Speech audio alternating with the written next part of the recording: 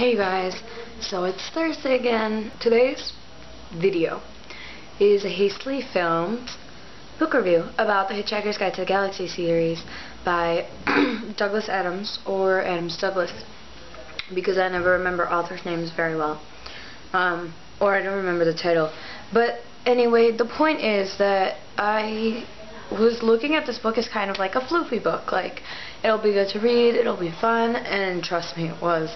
It's hilarious. It has like this ironic and sometimes dark sense of humor, and actually mostly dark sense of humor. I just could not put it down. But the thing that captured my attention most about the entire series, because I just snapped through all of it in the past like 5 days, is that all of the aliens that he came up with, all the aliens that were main characters in the books, they were all stressed human characteristics. Like the Vogons, they were ugly and brutish, and while they weren't evil, they didn't generally do anything good for anyone, and they were very pessimistic, and they tended towards the bad side of things. So that was just struck me as sort of like an intensification in which so many humans act. In the book, he gives the Vogons like the power of poetry, and that whenever they want to torture people, they read Vogon poetry at them, and that just struck me as hilarious because there's so much bad poetry in the world. So like, while the HitchHiker's Guide to the Galaxy is about many different galaxies, when I was reading it, I kind of felt like there was a lot of moments where all he did was he intensified a narrow spectrum of Earth emotion, and then he kind of applied it to what could be outside our galaxy.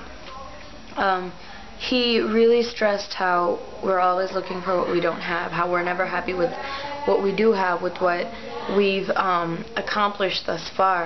And I think that's why he chose Arthur Dent as his main character, because Arthur is just, he's not happy, he's not unhappy, he's just content.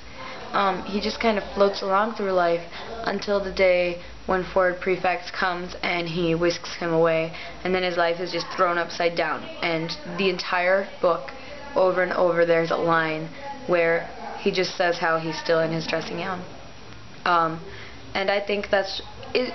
The repetition of that phrase really got to me, because the way he used that phrase over and over was like, it kind of stressed how we're never prepared for what's going to hit us, but all we can do is just take it as it comes. We're never going to know who we're going to meet. We're never going to know exactly what we're going to see, but we should always be prepared to handle it. And in the book, he says that the best way to handle it is to make sure that you have a towel. But as it is, I highly recommend the HitchHiker's Guide to the Galaxy series. I do think that it's not consistently good, because the way it was formatted was he wrote the first book, and then there was a radio series, and then second and third books were formed like after the radio series, using parts of the radio series.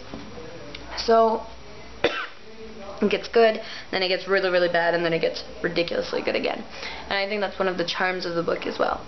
So, strong recommendation. If you guys have time or energy or motivation, I urge you all to read it, because it is now one of my favorite books. So yeah, this is Thursday. I'll see you all next week.